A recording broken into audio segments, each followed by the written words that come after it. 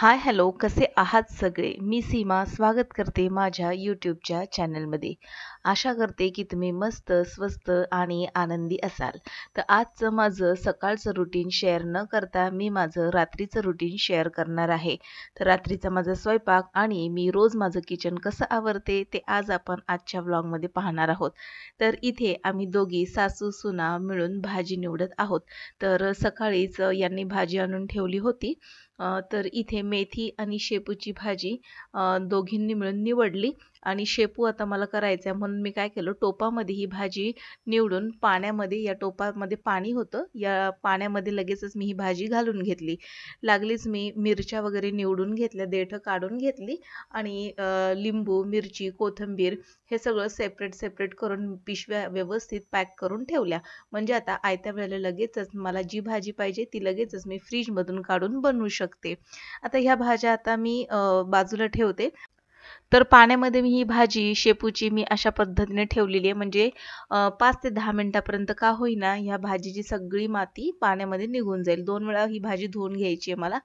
आता भाजी निवडत असताना नेहमी आपल्याला भाजी निवडताना खाली पेपर किंवा एखादा कॉटनचा कपडा ठेवायचा. पेपर घेतला असेल तर लगेचच आपल्याला ही देठं एकत्र करून अशा पद्धतीने पेपरमध्ये रोल करून या भाजीची देठं अशा पद्धतीने बंद करून घ्यायची. म्हणजे भाजीची देठांचा जास्त काही पसारा होत नाही आणि डस्टबिन जास्त काही असं भरल्यासारखा वाटत नाही. व्यवस्थित हा कचरा देखील आपण डस्टबिनमध्ये टाकता आला पाहिजे आपल्याला.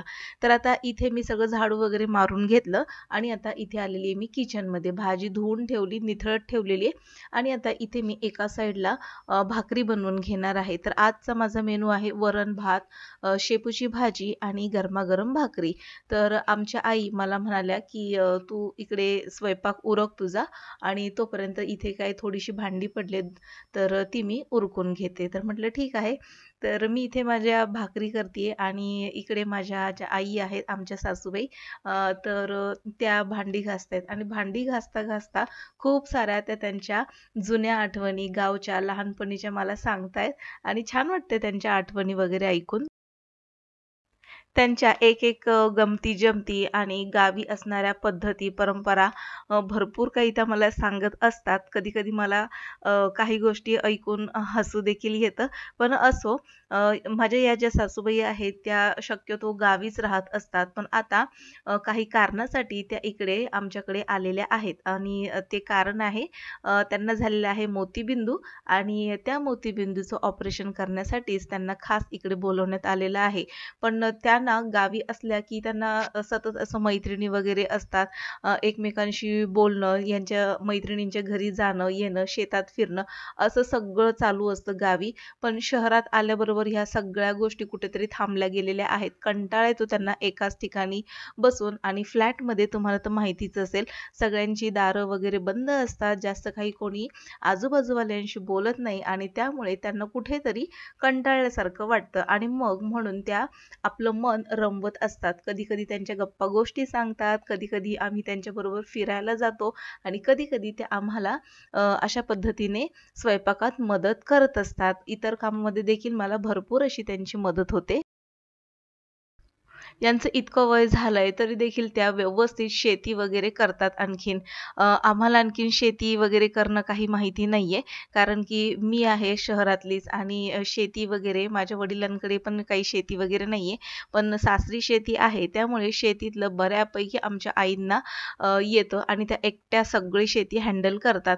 तर आता इकडे ते एका साईडला भांडी वगैरे त्यांची होत चाललेली आहेत आणि माझ्या भाकरी देखील इकडे मी पटापट उरकून घेतलेल्या आहेत. कारण की आता वाजत आलेले आहेत जवळपास 8:15 आणि आता अर्ध्या तासामध्ये तरी स्वयंपाक आपला उरकणं गरजेचं आहे. कारण की त्यांच्या औषध गोळ्या देखील असतात आणि त्या वेळेत घेणं देखील गरजेचं आहे. गावी तसं बघायला गेलं तर 7:30 ते 8 वाजेपर्यंत स्वयंपाक होऊन जेवण वगैरे लवकरच उरकलं जातं आणि गावी लवकर सगळी माणसं झोपतात. पण इथे शहरामध्ये नसतं. मध्यरात्री जरी झाली तरी माणसांची वर्दळ, रहदारी अशी रस्त्यावर आपल्याला दिसतच असते. त्यामुळे आता मी काय करते, गप्पा गोष्टी करत करत या सगळ्या मी माझ्या भाकरी उरकून घेते आणि पटकन शेपूची भाजी आणि वरण जे आहेत एका साईडला घालून देणार आहे. तर भाकरी काही मला जास्त करायच्या नाही, 4 भाकरी पुरेशा होऊन जातात.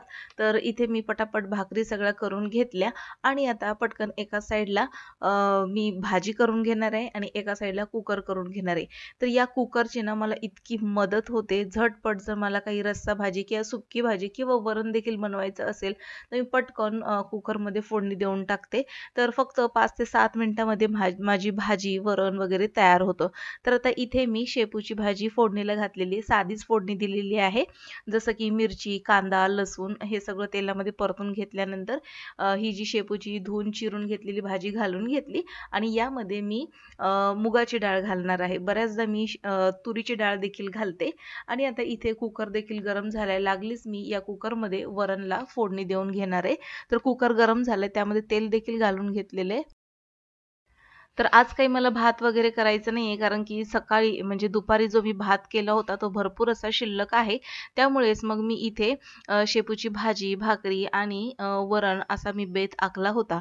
तर आता इथे फोडणी दिलेली आहे. जिरं, मोहरी सोबतच हिंग घातलेलं आहे आणि यामध्ये हिरवी मिरची, टोमॅटो घालून यामध्ये तुरीची डाळ घालून मस्त असं खमंग फोडणीचं वरण बनवून घेणार आहे. तर आता ही फोडणी देखील तयार झालेली आहे आणि आता धुवून ठेवलेली डाळ सोबतच मिरची आणि टोमॅटो यामध्ये घालून घेतलेलं आहे. व्यवस्थित मिक्स करून हळद वगैरे घालून चवीपुरतं मीठ घालून पाणी घालून आता ह्याला 4 शिट्या करून घेणार आहे. मस्त गरमागरम वरण फोडणीचं काहीच मिनिटात तयार होऊन जाईल.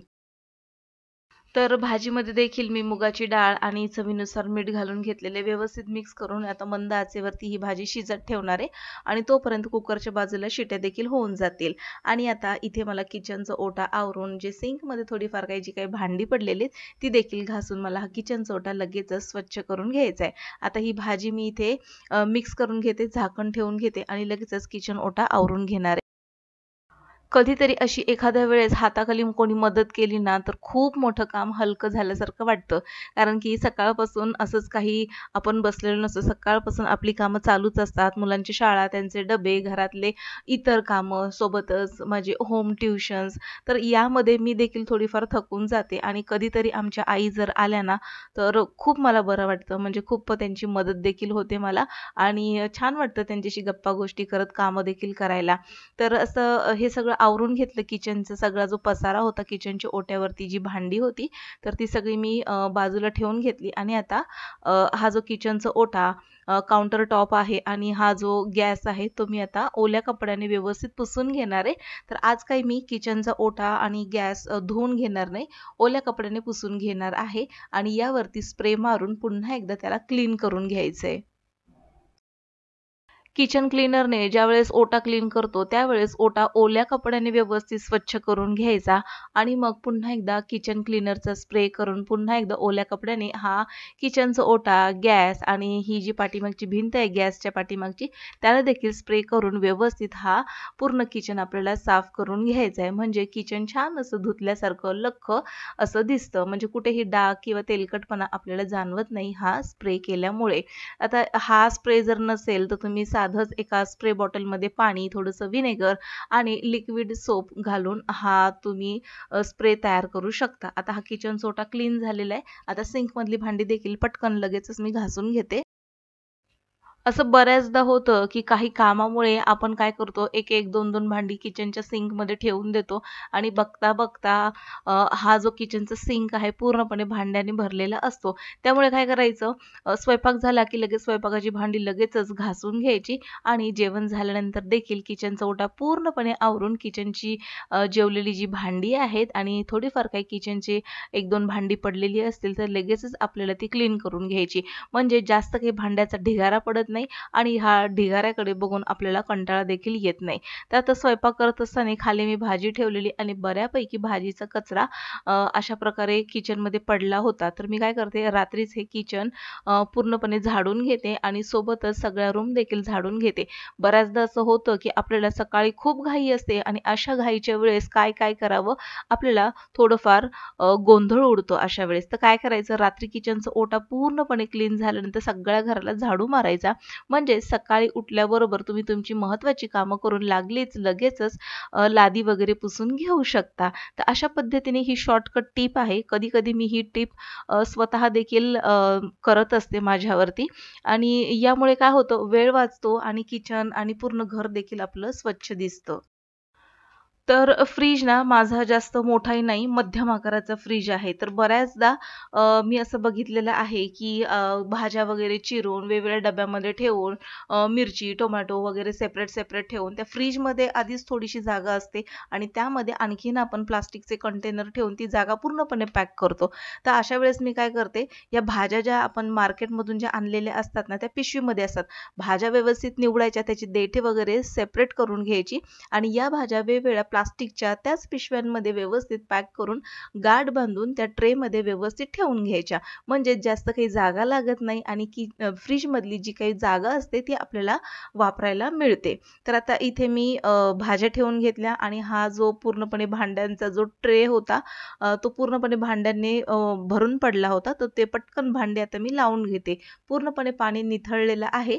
भांडी लावत असताना देखील लगेचच ट्रॉलीमध्ये लावायचा प्रयत्न करायचा नाही. कारण की कसं आहे भांड्यामध्ये ओलावा असतो, पाणी असतं आणि ते ट्रॉलीमध्ये पडून ट्रॉली गंजण्याची शक्यता असते. ओलसर, दमटपणा यामुळे झुरळ होण्याची शक्यता असते. त्यामुळे कधीही भांडी घासून झाल्यानंतर भांड्यांच्या ट्रेमध्ये भांडी तशीच ठेवायची, पाणी पूर्णपणे निथळेपर्यंत. काहीही हरकत नाही. रात्री भांडी घासून सकाळी जर तुम्ही किचन ट्रॉलीला ही भांडी लावली तरी काहीही हरकत नाही. छान अशी भांडी सुकली जातात आणि कोरडी भांडी आपण किचन ट्रॉलीमध्ये लावू शकतो. आता इथे मी सगळं आवरून झाल्यानंतर आमच्या सगळ्यांचं जेवण देखील झालं आणि आता इथे बघा सिंकमध्ये जेवणाची भांडी पडलेली आहेत, तर ती लगेचच आता मी घासून घेते. थोडी-थोडी करून भांडी जर घासली तर त्याचा पसारा होत नाही आणि जास्त घासायला बर्डन देखील येत नाही. पण जर आपण कंटाळा करून जर ही भांडी तशीच साठवत राहिलो तर त्या भांड्याला बघून आणखीन जास्त कंटाळा येतो आणि मग भांडी घासायचा मूड अजिबातच होत नाही. कंटाळा करत आपल्याला ती भांडी घासावी लागतात. तर तसं अजिबातच आपल्याला करायचं नाहीये. लगेचच ही भांडी क्लीन करून घ्यायची आहेत. सगळी भांडी घासून झाल्यानंतर हे जे सिंकमधलं जी जाळी आहे जिथून पाणी जातं तर ती जाळी देखील मी घासून घेतलेली आहे स्वच्छ. किचनचं जे सिंक आहे ते देखील मी स्वच्छ घासून घेतलेले आणि आता ही जी भांडी आहे ती मी या खालच्या ट्रेमध्ये ठेवणार आहे आणि हे जे भांड्यांचं पाणी पडलेलं आहे ते लगेचच आपल्याला वायपरने क्लीन करून घ्यायचं. किचनचा ओटा आपल्याला मस्तपैकी स्वच्छ कोरडा असा करून घ्यायचा आहे आणि थोडंफार पाणी असेल तर पंखा वगैरे चालू करून किचनचा ओटा 5 मिनिटासाठी पंख्याखाली सुकत ठेवायचा आहे. त्यानंतर आपण पंखा आणि लाईट वगैरे बंद करून आरामात झोपायला जाऊ शकतो. म्हणजेच आपल्या डोक्यामध्ये जास्त काही विचार फिरत नाही की पंखा चालू आहे किंवा गॅस चालू आहे किंवा मग किचनचा ओटा ओलाच ठेवला मी, तर असं काहीही होत नाही. तर आता हे पाणी सगळं मी वायपरने क्लीन करून घेतलं आणि किचनचा ओटा आता माझा स्वच्छ असा झालेला आहे. तर अशा पद्धतीने रोज गृहिणीने रात्रीचं आपलं रुटीन जर ठेवलं तर आपलं किचन स्वच्छ राहतं आणि दुसऱ्या दिवशी सकाळी उठून ज्यावेळेस आपण डबे वगैरे बनवायला किचनमध्ये येतो तेव्हा मस्त फ्रेश ताजंतवानं असं किचन आपल्याला दिसतं. कंटाळा येत नाही आणि काम करायला उत्साह येतो. तर असं होतं माझं रात्रीचं किचन क्लिनिंगचं रुटीन. तर ब्लॉग आवडल्यास नक्कीच लाईक, शेअर आणि सबस्क्राईब करा. भेटू पुन्हा नवीन एका इंटरेस्टिंग ब्लॉग सहित. तोपर्यंत बाय बाय.